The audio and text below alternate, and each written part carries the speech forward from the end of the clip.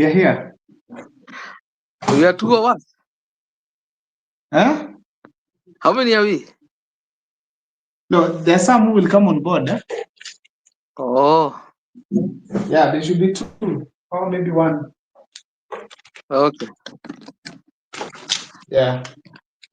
We are allowed to move. Yeah, okay, shortly. I'm getting back online. Okay. So we are allowed to move, eh? Sorry? We are allowed to move during the show. No, not really. Once we start, you're not going to move. Okay. But don't start with Yeah. me, eh? Don't start with me. No, we are starting with you because it's me and you who are here today.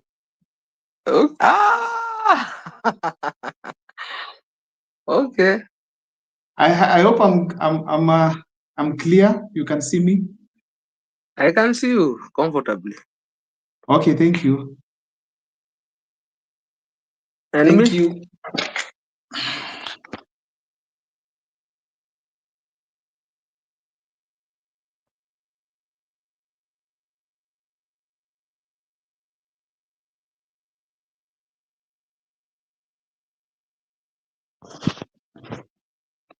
Already guys are coming on board. Let them be 10. And then we start our show. Today the discussion is gonna be hot. Acha ikuje. In fact, the best thing kama wote ni wa pande hiyo, the better. So you are ready to tell us why Matiang'i did a mistake to join Jubilee? 100%. 100. I would say it was not a mistake. The problem ni ile njia alipitia ndio haramu. Alipitia kwa dirisha.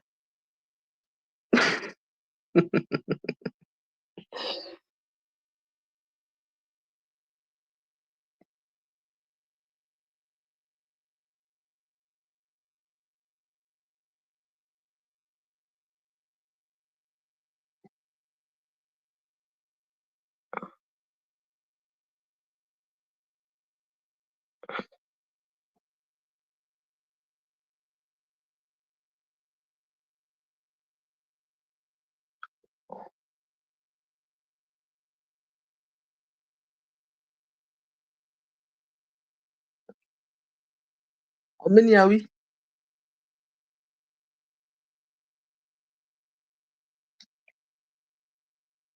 How many are we?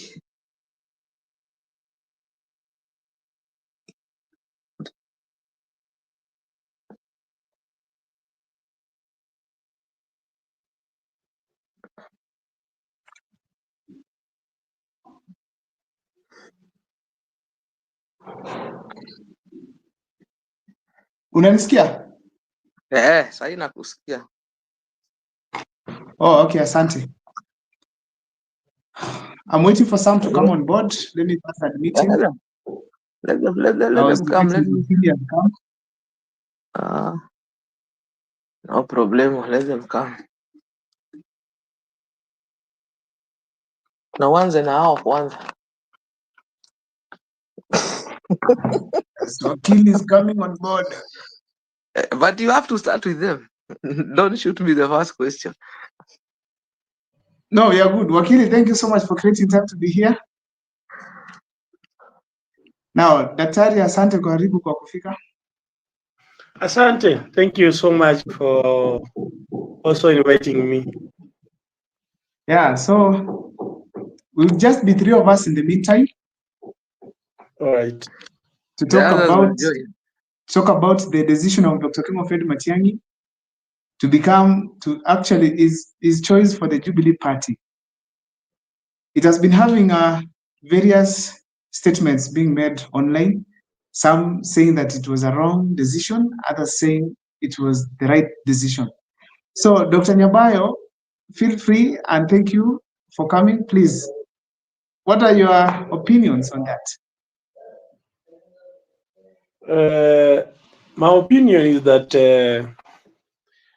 that was a wise decision, that choosing a national party structured than using a village party of Nyamira and Kisii.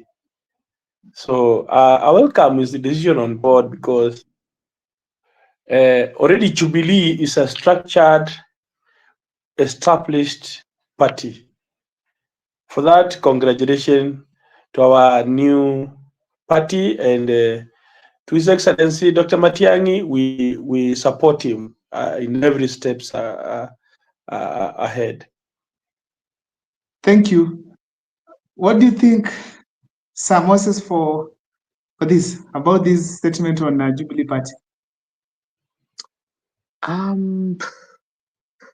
First of all, I don't think Jubilee is a national party. It used to be. It's not a national party. Actually, you can't even describe it like a village party. It died long time ago. It is reviving now, because I don't think they have probably maybe one or two candidates all over. Jubilee is from Mount Kenya, remember? And Jubilee has no single candidate in Mount Kenya. Maybe some place I had in those places, Northern Eastern, maybe one. Yeah, to my understanding. So, according to you, Jubilee is a village party? As they normally term it, village, it used to be a national party at a point. But now I cannot define it as a national party. Jubilee had a president. That is the former President Uhuru Muigai Kenyatta. It has elected members of parliament. It has offices across the country. It is known all the way from the coast to Malawi. How is it now a village party? How many electorates?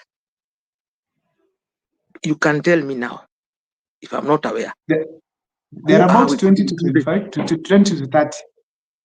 Where? In which region? Now, we have, of course, from Mount Kenya.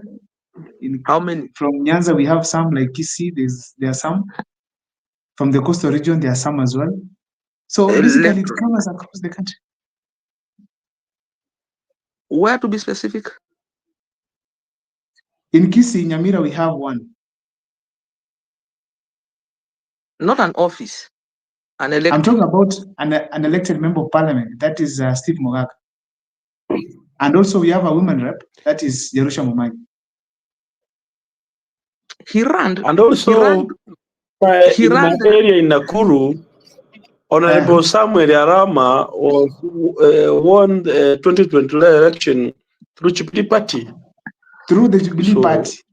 Yeah, I agree. Yes. I'm sorry. Unlike the one you wanted Mr. Matiang'i to vie through, that has only one governor, and is the party leader, and is the founder. Second, 2 MCAs. Which party? And one MP from Bonchari, where I come from. Okay, let me take you back a little bit. I'm sorry. Those 24 elected members, remember, they were elected 2022 when Jubilee was backing up Azimio as a coalition. To that extent, I can agree.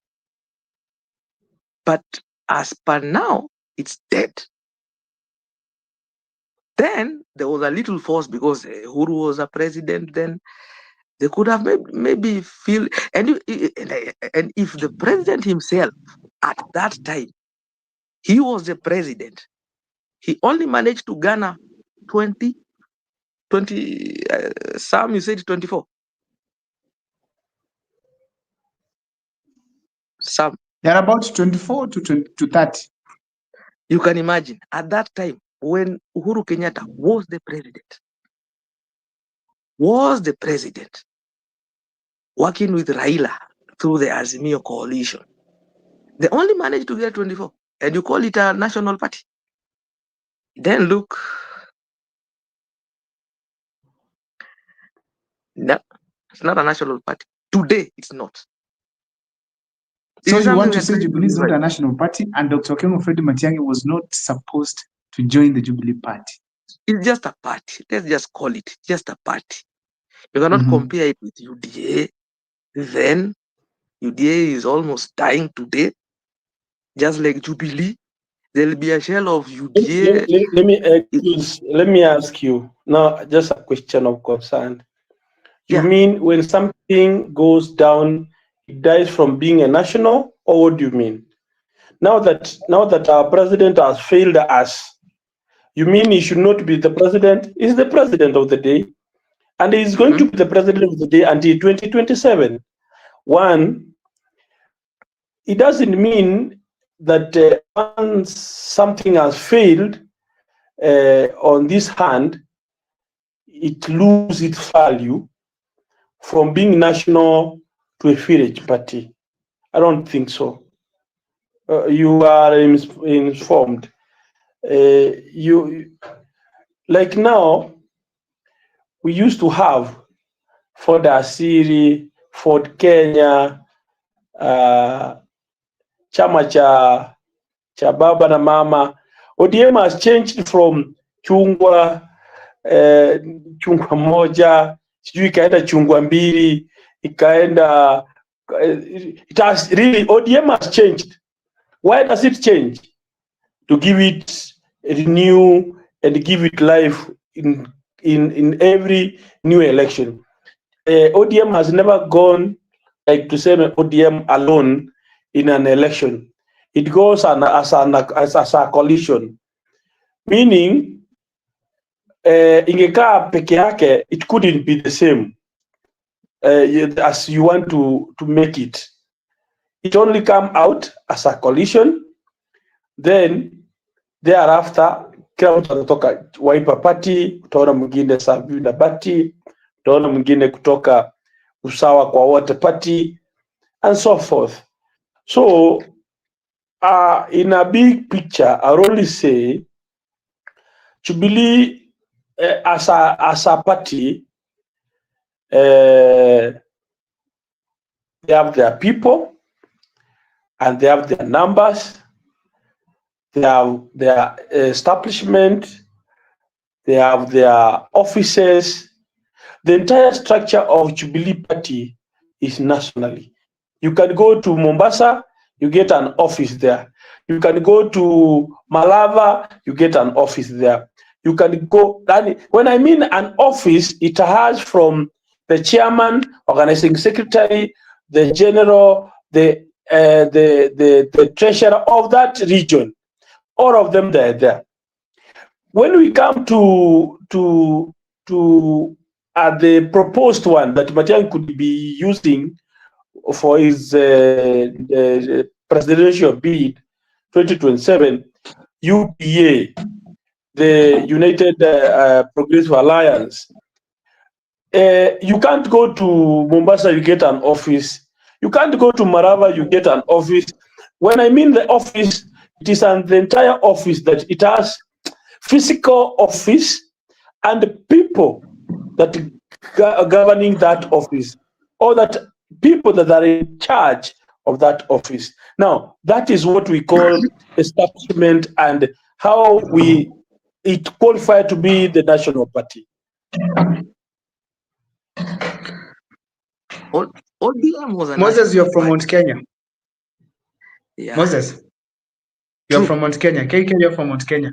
What are you people feeling about Dr. Okengo Fred Matiang'i's decision? What do you think is the right one that he made this time around in relation to his presidential bid? The right decision he made. From Mount Kenya, what do you think about it? Now, I want you to speak like someone from Mount Kenya now. Mnaonaje hii decision ya Matiang'i kuamua kwamba ni Jubilee? Of course, we were waiting. And truth be told, Matiang'i was really embraced. Very embraced. Even when he came, people had very high expectation about it. But let me just be frank and say,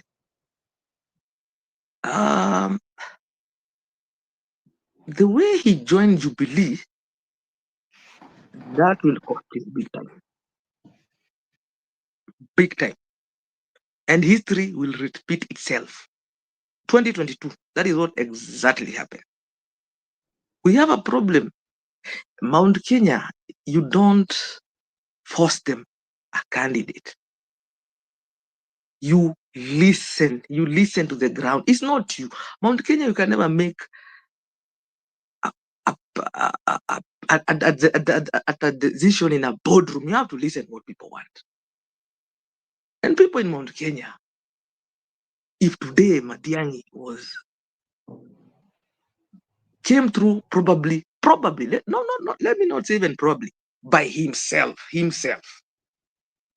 and through Gachagua, we could be talking of something else. We would be talking of, live now like we are thinking like, he would be like the thing. Because Uhuru Kenyatta, even himself, cannot even cannot even mobilize the way this guy does.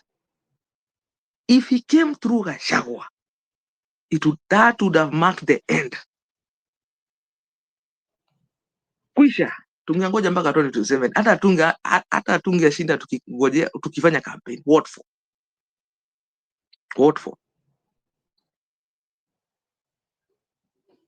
That is a problem. Alipitia kwa dirisha.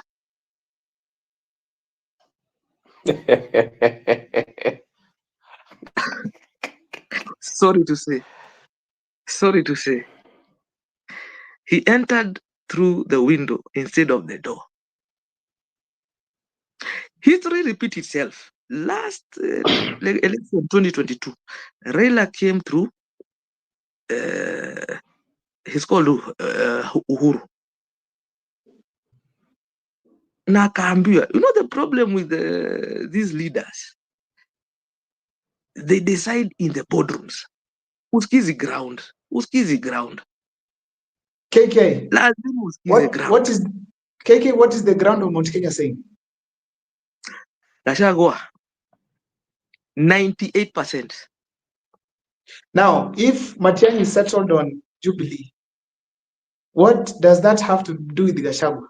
In that his decision to go with Jubilee has automatically maybe shown that he did not go through Gachagua. I mean, he has just chosen the party. First of all, the people who are bringing him to the mountain, akina Jeremiah Kioni, those are political rejects in Mount Kenya. Oh, okay. So the problem it's the people in his work. cannot even okay, go at the village. Let me get to the KK here also. Let me just finish. That Kioni guy cannot even go back to his village. He'll be stoned. Why? Those are political rejects. Those are people who are buried here in Mount Kenya na ikasahaulika. No matter what they do, it will never. No matter what they do. So you cannot be, if Johnny today comes in Mount Kenya, let's say now it's time now. Okay, Matiang'i twende mlima. Johnny cannot even mobilize 5 people. Hata akipatiwa pesa ngapi na Uhuru. So you want to say the big problem is the people who are running Jubilee, which the people whom Matiang'i is working with are the wrong ones. Like the decision is okay, but it's the wrong people. Including His Excellency, the former Excellency Uhuru Kenyatta. Hatupangwingwi. History is think, Dr. repeating Nyambayo? itself. And I'm telling you, this time, if they don't watch out, it will be worse than hiyo ya 2022 ilikuwa ni kidogo. This time it will be worse. Nyambayo, Dr. Nyambayo, what do you think? I'm shocked. For the first time, I'm shocked. Like my former president Uhuru Kenyatta is not accepted across Mulima, and it's like now the Mulima is going to divide into two. Now that Uhuru Kenyatta is there and Gachagua is there, and now that Uhuru Kenyatta is coming up with the new figure that is not a politician, is somebody with a track record, is somebody everybody wants to at least to come on board.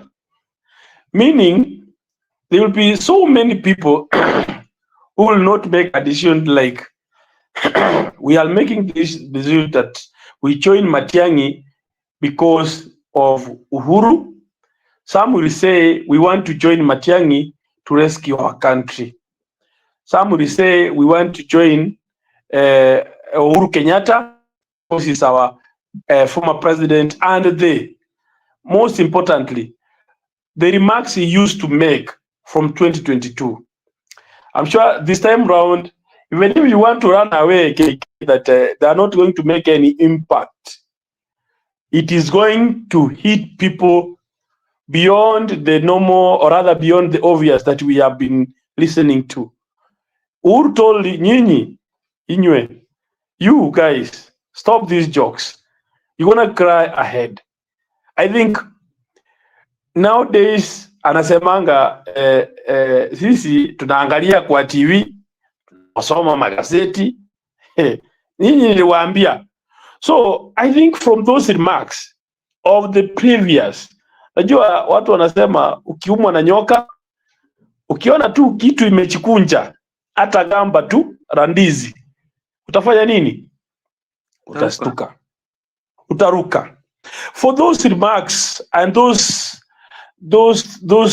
the previous journey that they had 2022, things never worked for anybody, never worked for Jubilee and the ODM brigade. It worked for one Dr. William Ruto. Why? He had also put a lot of pressure. He has been done this. Our former president has done this to him. It was out of sympathy. Even me, I was like, guy, who now anamfanya makosa? And he used to come up with every time different episode. This time around, this has happened. Next time, the other thing is happening. And he had a strategy on how to campaign like the one Gachagua is using now. He could pull a crowd. But this time around, it's not going to be business as usual. You are not going to tell people that sasa tunaenda tu na mteremuko. Hakuna crowd. This time around, we are going to vote individual. And individual mean we check on your track record. If you've been given kuwa mzee wa kijiji, what did you do with that position? Did you change anything? Did you implement anything? You can't go, you can't be voted eti ulikuwa bungeni ukupitisha any, you never sponsored any bill, you never chaired any committee in parliament, you never did anything tangible that people can remember you for the same evidence, for the same record. You are not going to get any seat. Hiyo enda usahau. Either you are elected today, either you are in parliament today, the parliament of Senate, or in the parliament of National Assembly, in our county assemblies. If you have been given a position, use it wisely and go do what you are sent to do.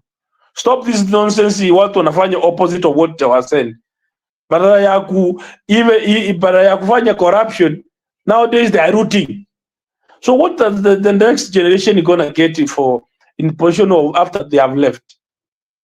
We are going to vote individual people to represent us, the voters.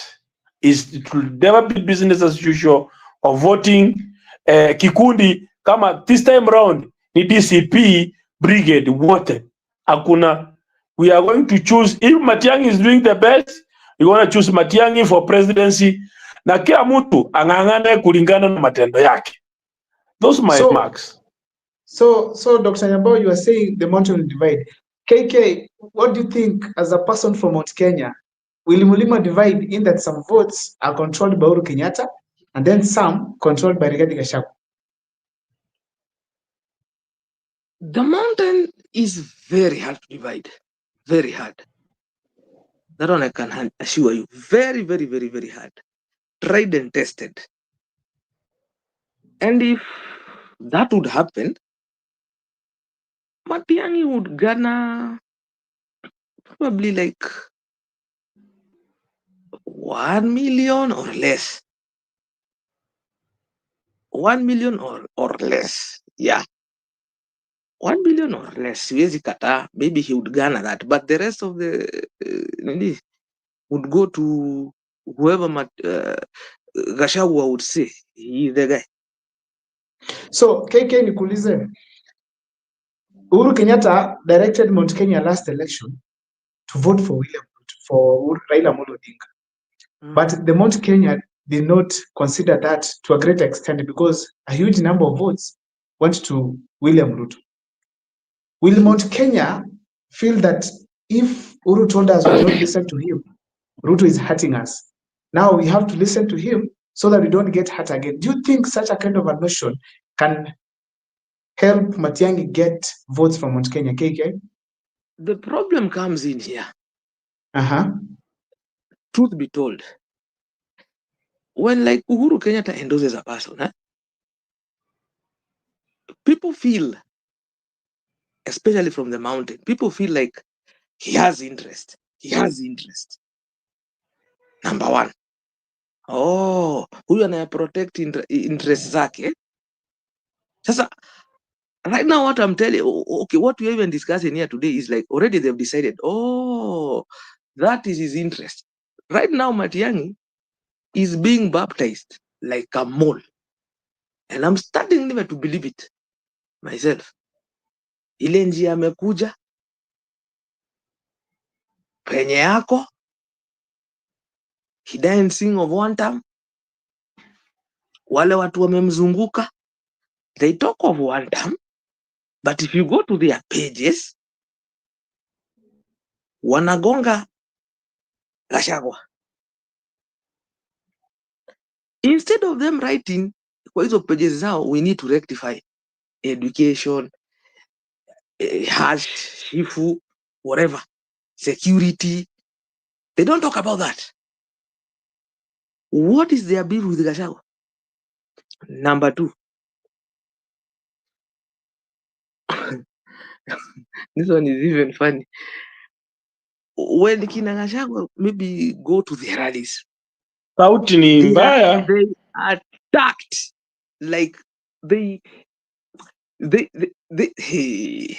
cannot even.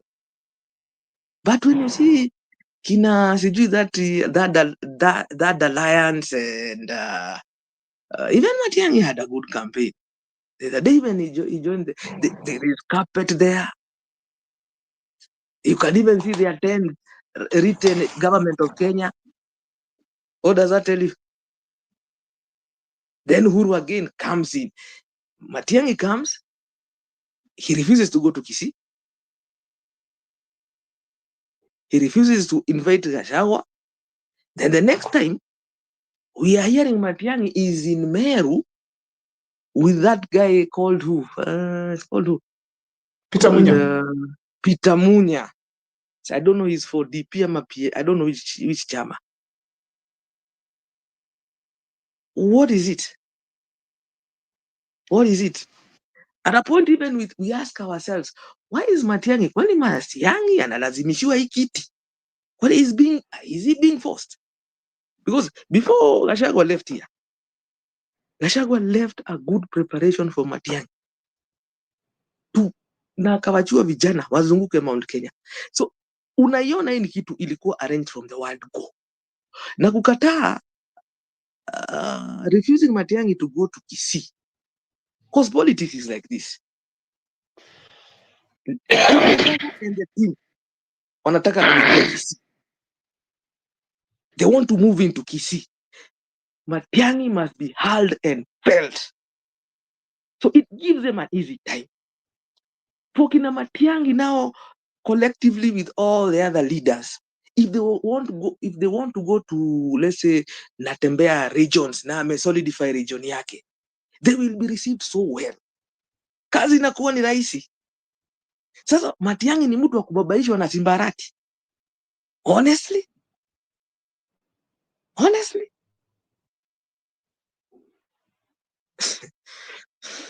You look at it, it walks like a duck, it quacks like a duck. Dr. Nyabai, come in, please. Yes, sir. What do you think from his sentiments?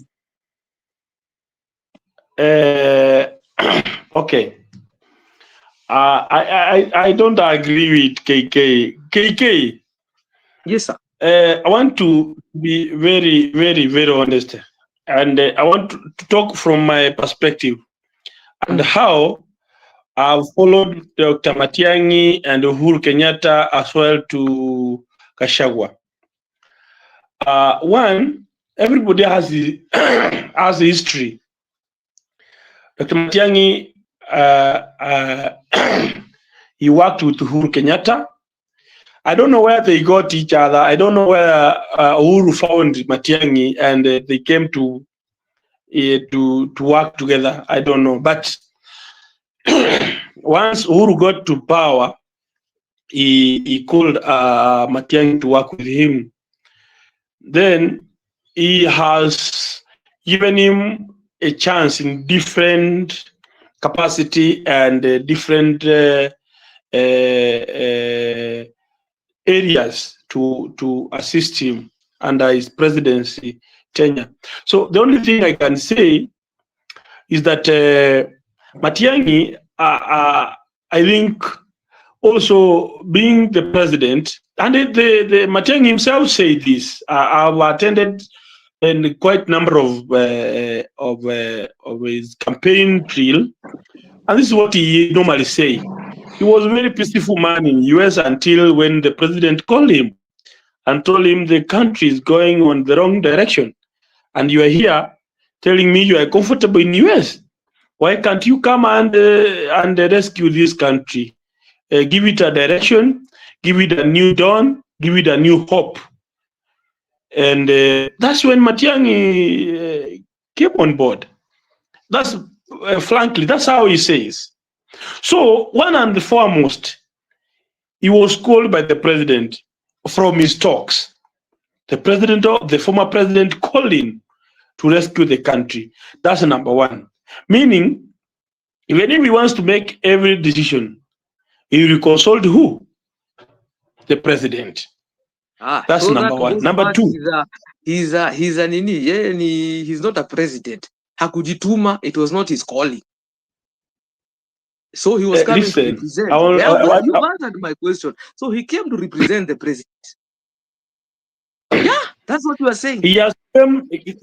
Listen, I'm saying Gachagua raised from ashes to become who he is. Now you are telling me, okay. Gachagua was impeached. By who? Gachagua was impeached. Gachagua was never impeached. Gachagua was impeached both the houses. They were paid. Oh no, just listen. Live camera. They were paid. They were paid. Each 20 million. When you are good, even if people are paid to impeach you, they are supposed not to. But now Gachagua was impeached in both houses, the Senate House and the National Assembly. 20 Imagine million. even MCAs in the country have still impeached Gachagua because of his and other things that he normally speaks out. They would have been happy to be impeached because Gachagua alikuwa anazuia pipeline ya pesa. KK. Yes, sir. Just a minute. Let him finish and then you comment. But as KK said, no. KK, just relax. Hold your point. I'll give you time. Sorry. KK, I'll give you time. Gachagua was impeached because of two things. One, all of us, me and you, it was on the national television, and all the media houses were on spot. What really impeached Gachagua? It was shares, talks, humiliating MPs who we elected to parliament, using his power as the second in command, and lastly, he was just rooting. That's in black and white. Wacha hii maneno tunafikiria. It is in record. We can retrieve it from the voltage that this is what took Gachagua home from both houses in National Assembly and the Senate. We don't want to sugarcoat it at all.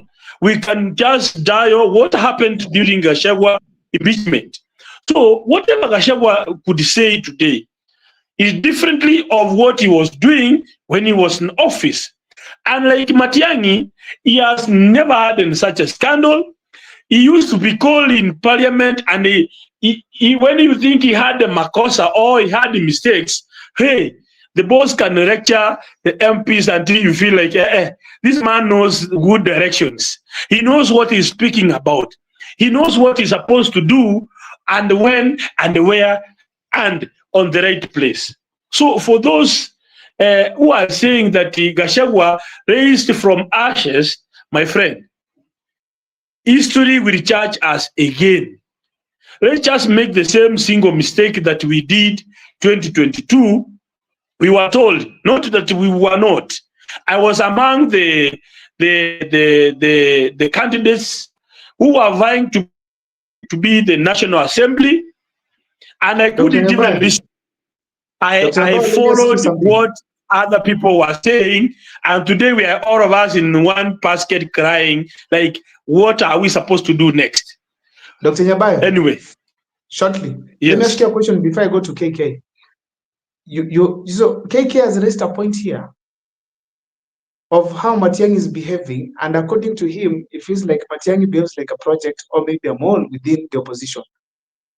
What do you think on his points in relation to Dr. Fred Matiang'i's behavior?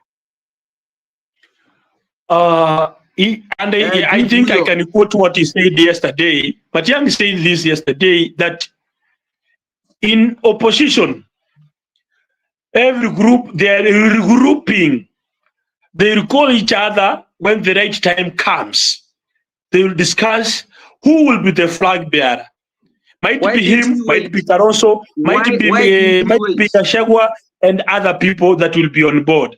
Among the principles, that's what he said. I saw it somewhere, and I think this is what he said, and I can repeat. Is regrouping on how to come on board with other principles. So for these remarks that he is away from others, he's not. He said, I want to clear rumors that he's colliding with the other principles in opposition. No, he's regrouping. He's doing doing this. He's going around to the ground to tell the delegates, because it should be given a chance by Jubilee people, by those Kenya people, those delegates that me and you we choose to represent us as a delegate.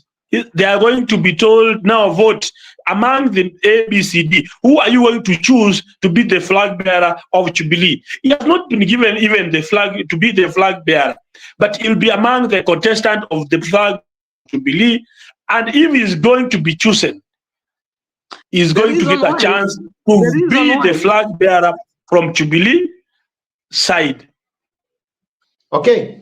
Dr. Let me listen to KK. KK, what point were you having that time? Then I cut you short.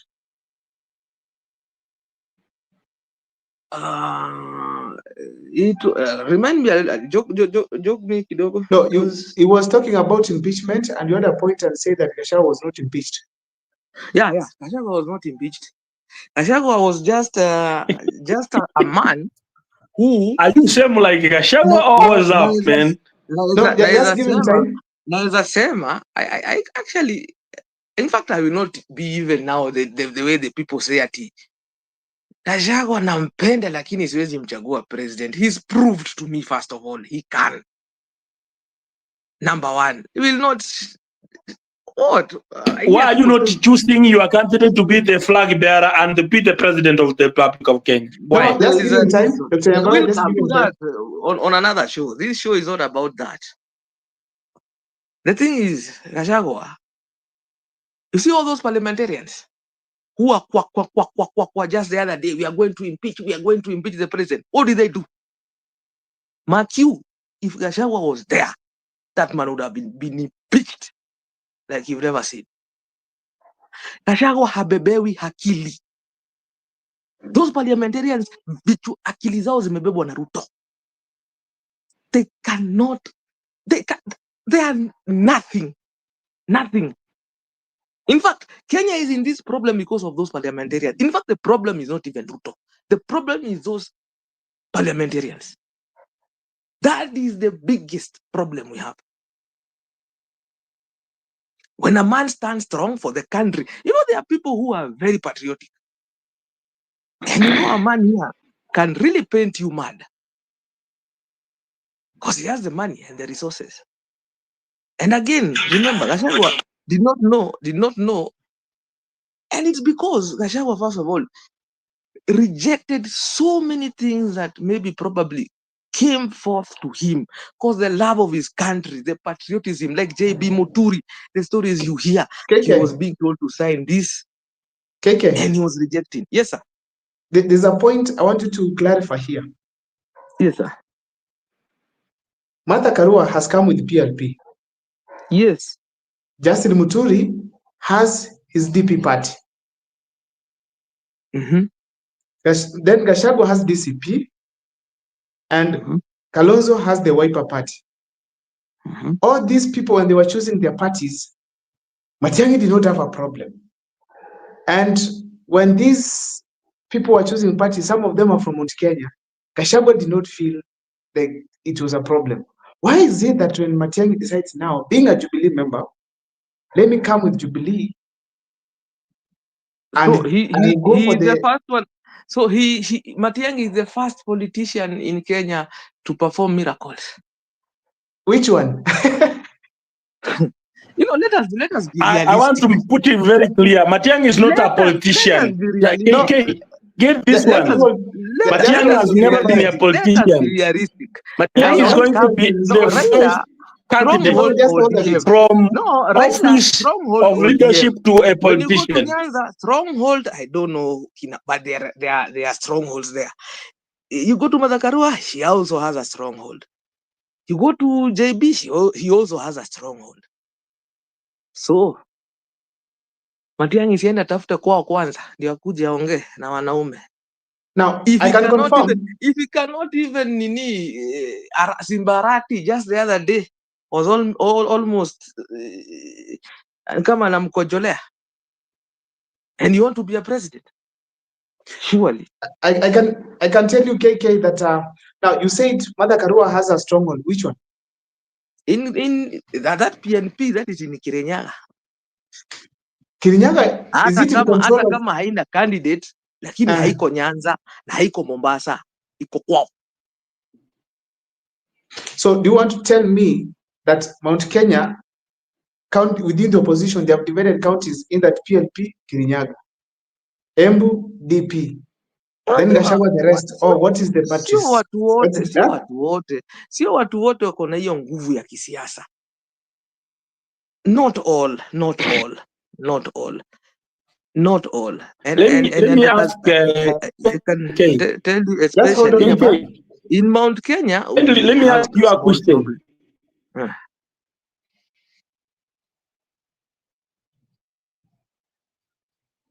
We are off. Never ask the question because you are breaking. Yeah. KK, can I ask you just a simple question? Do you mean to say because Gachagua draws tantrums by calling our president names. Kasongo, Muisi, atamkimbisha kama baiskeli ya miraa. You think those things He's water? not my president. Number one, first of all, stop. Say you are president, not our president. You are president. He's not my president. He is our president at the moment. He is our president. We cannot throw tantrums to him. Don't count me there. Don't count me there. He's a killer. And you have no proof that he killed. Kweli watoto, nani aliua? You might not have done it. You might be doing these things that you have done it to something else. You might not have done you guys are not nice. There is this thing of proxy in Siasa. You do things in the name to frame the other person. No, it is very wrong to do that. Now, as a president, the man has never even apologized. What are you talking about, sir, doctor? But how do you apologize on one thing you have not done? How? Do you apologize because you have done it or because you have not? Arrogancy. KK, those are your words, KK, not mine. And it's coming to an end. Men and women, they don't apologize on nonsense. They only apologize when it is realistic and they have messed and they have a mistake. Now, this is what I want to tell you guys. Hold on a bit. Now that Matiang'i has made a decision to join Jubilee, and as we speak today, he has already confirmed from the yesterday's event, he said that he's going with the Jubilee Party. Now, Dr. Nyambayo, considering that there is some mixed reactions from Mount Kenya region, what should be the next move for Dr. King Fred Matiang'i? On my advice, I want him to go for the campaign trail all around to the 47 counties, one-on-one. He have and his soldiers.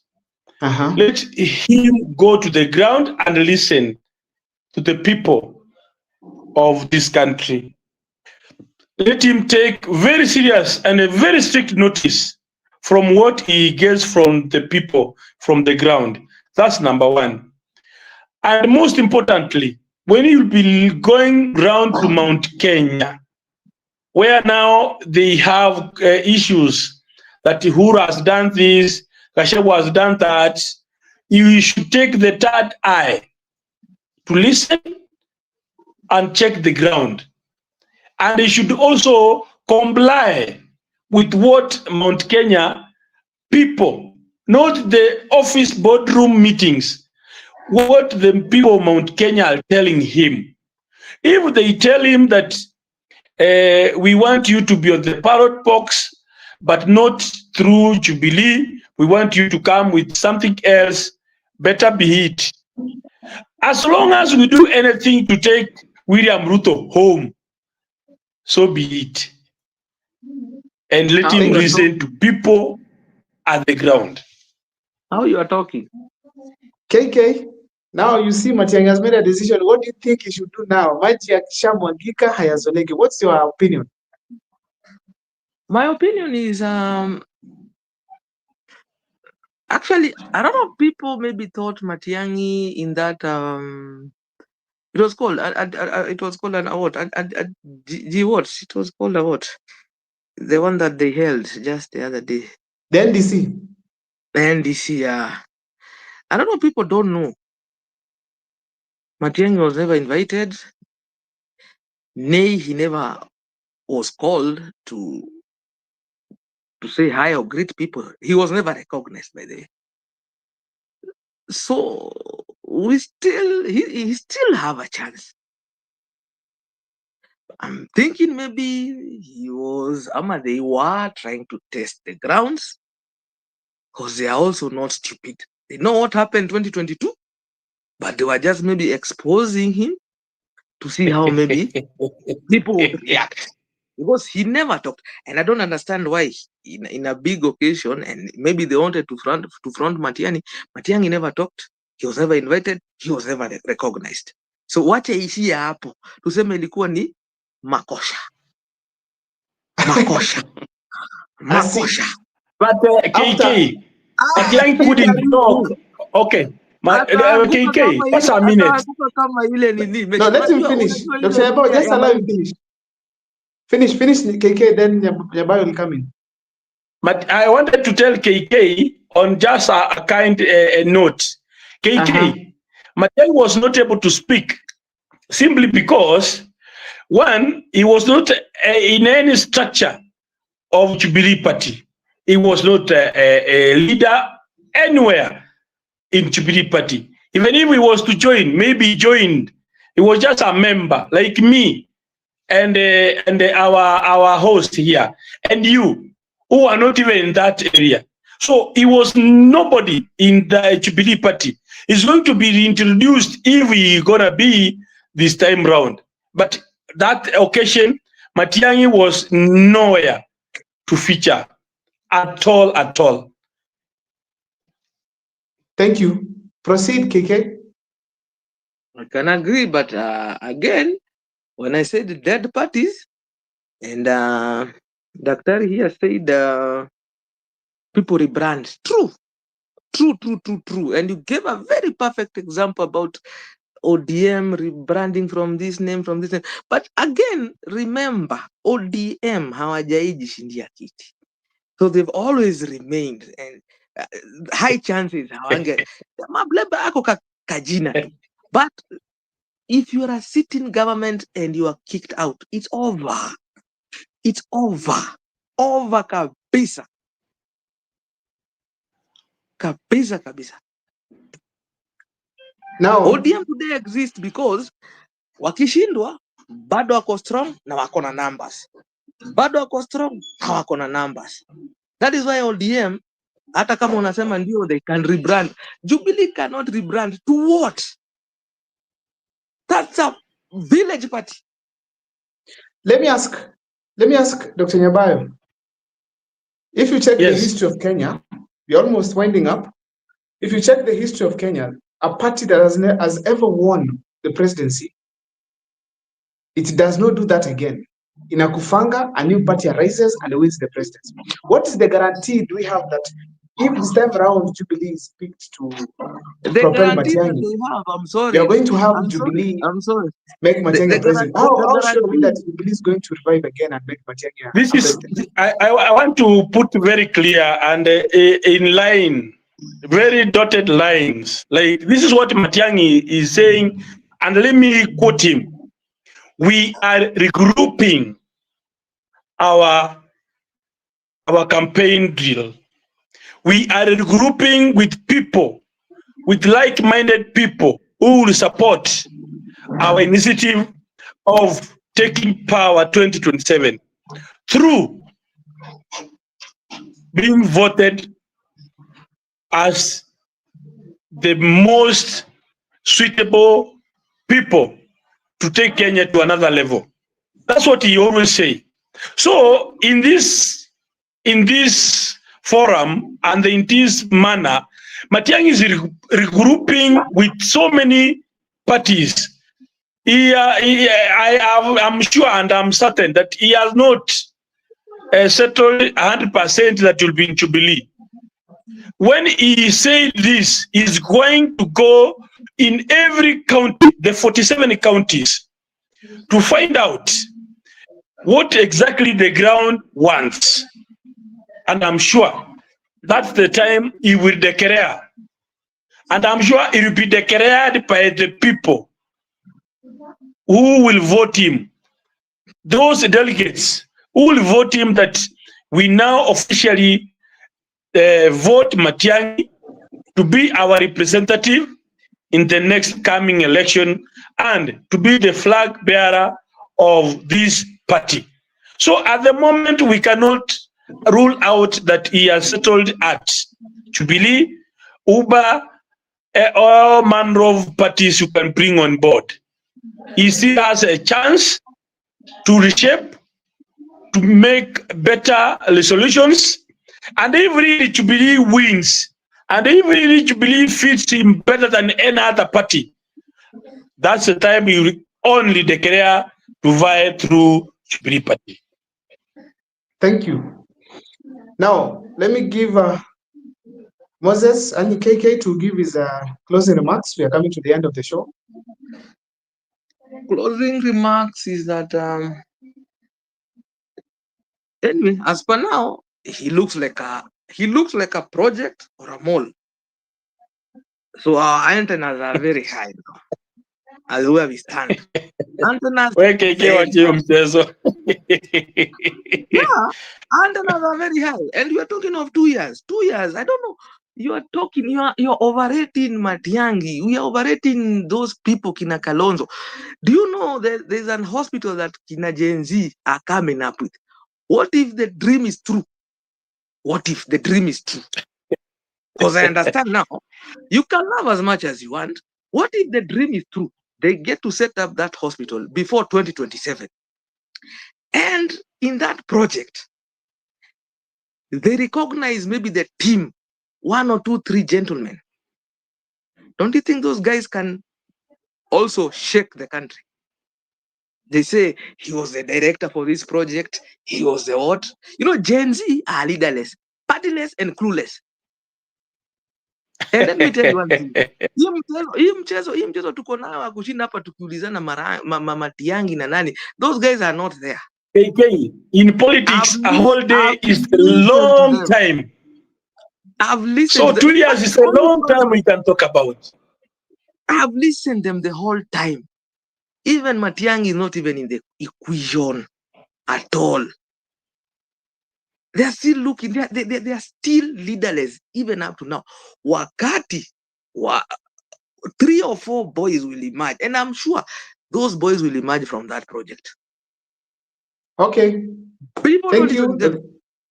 We might be, watch here wanaita sijui that alliance, here ODM, the second ODM. Hapo hakuna alliance, that alliance. Hiyo ni ODM. That is another ODM. There's no third alliance there. That is another ODM. For your information. KK, we'll talk about Kenya Moja next time probably in our meeting. I'll invite you so that we talk about Kenya Moja. Now, Dr. Nyabayo, as you are going to also wind up, please, you can also speak to the people actually you're going to represent, you're intending to represent in 2027. Thank you so much for the opportunity. I want to thank the people that I want to represent in Bonchari constituency.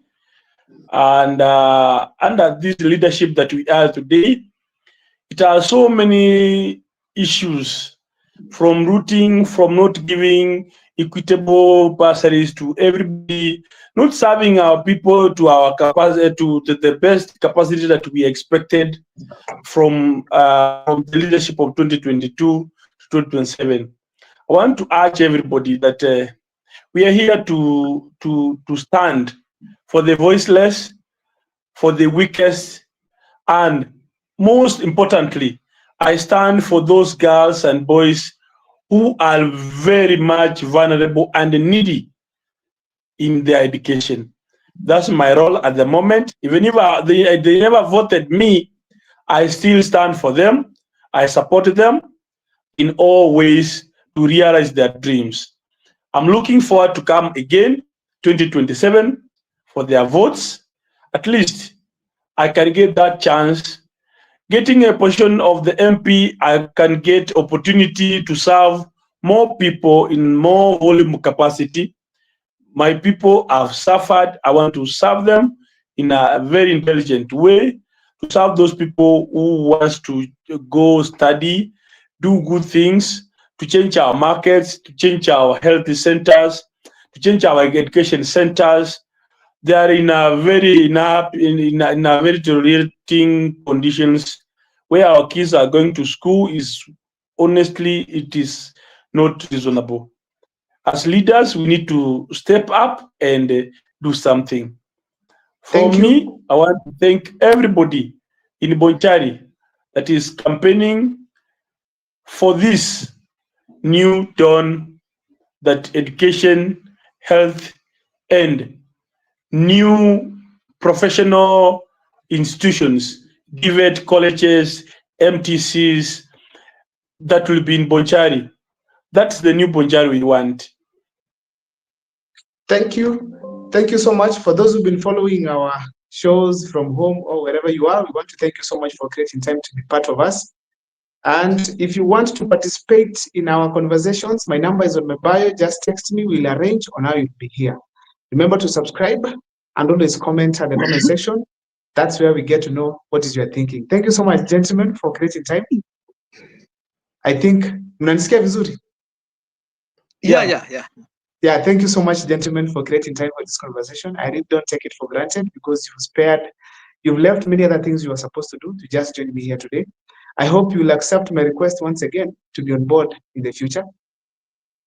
And for those who are at home, we look forward to share with you in many capacity. And I want to see Mr. KK in our next interview. It's a great man. Thank you so much from Central. We appreciate you guys. Thank you. And I wish you all the best in your campaigns.